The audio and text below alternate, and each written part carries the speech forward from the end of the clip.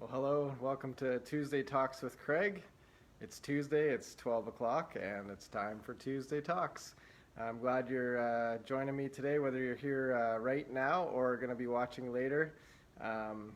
Glad to have you with me here. I preached on Sunday from the wisdom books of the Bible, and there was a few things that I would have loved to talk more about. And today I want to talk a little bit more about one of the things that was in the sermon that I would have liked to have spent a bit more time about. But let me just start by asking the question, what are some of the things that you take comfort in? Is there anything that you go to, for comfort? Maybe it's a special coffee drink. It's fall season right now. Maybe you like your pumpkin spice lattes. Is there some other sort of comfort food that you go to, or is there something that you do to sort of get a sense of comfort? One of the things that I think we enjoy or maybe even value in our lives is a sense of being comfortable, being safe, obviously, but we like to avoid pain. I think as we go through life, quite often we want to avoid pain and suffering. We want to avoid things that make us uncomfortable. Even one of the sort of discomforts of church life over the last few months has not being able to sing, and that's been uncomfortable. And sometimes, we want to avoid that sense of uncomfortability. We're in fall here in Okotoks, Alberta, and we just had Thanksgiving about a week ago. And last week on the Tuesday Talk, I showed you a bit of the view of outside where some leaves were falling off the trees. But now a week later we have snow on the ground, and that's one of those things that I find uncomfortable. I know winter comes every year, but I don't enjoy it. And especially when it shows up sort of, the first snowfall, the first time it gets cold. I don't like that. It's uncomfortable to me, and I'd rather have nice warm weather, even fall, just the beauty of fall. I enjoy that. So what do we do in life when things are uncomfortable? Or what do we do in life when there is pain and suffering? Because those are realities that we do face, right? Whether it's a snowfall that's unexpected or unwanted, or whether it's, not being able to sing in a church gathering, or maybe it's some other sense of pain or discomfort on a more serious level, like a physical illness, a financial crisis, being laid off from a job, things like these that are really uncomfortable and can be really painful and discouraging. So I want to just look really quickly at Job. And this past Sunday I mentioned a little bit out of the book of Job.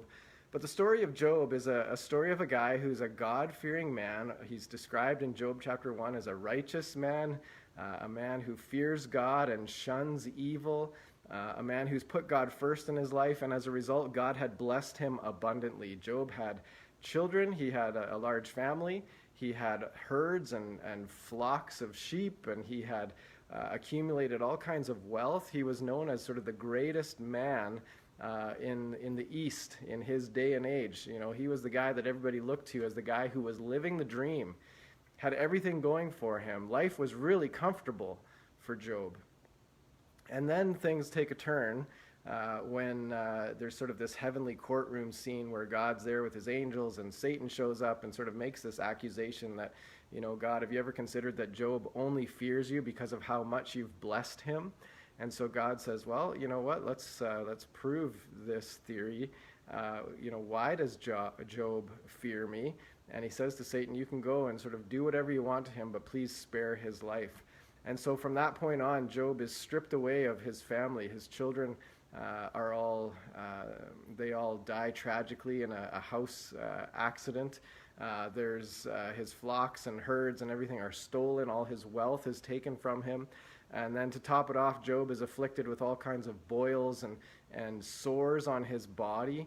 And so he's suffering all kinds of pain and affliction. And life has now gone from really comfortable to really uncomfortable.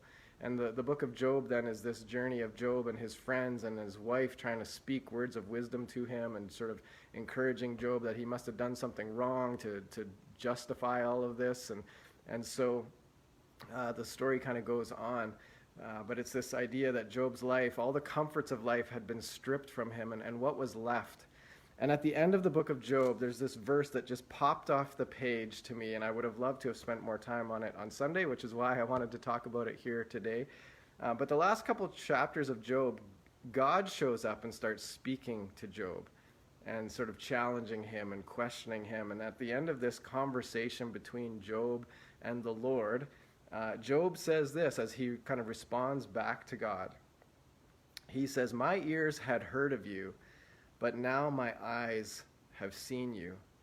And how I kind of read into that verse, as I think about the comforts of my life, the things that, when I try to avoid pain and suffering, or, try to build up comforts in my life, safeties and securities, when those comforts are taken away and life is uncomfortable, or when we do have to go through times of pain or disappointment or suffering, it's an invitation, it's an opportunity to invite God into our pain and to invite him into our suffering and into our questions and into our chaos.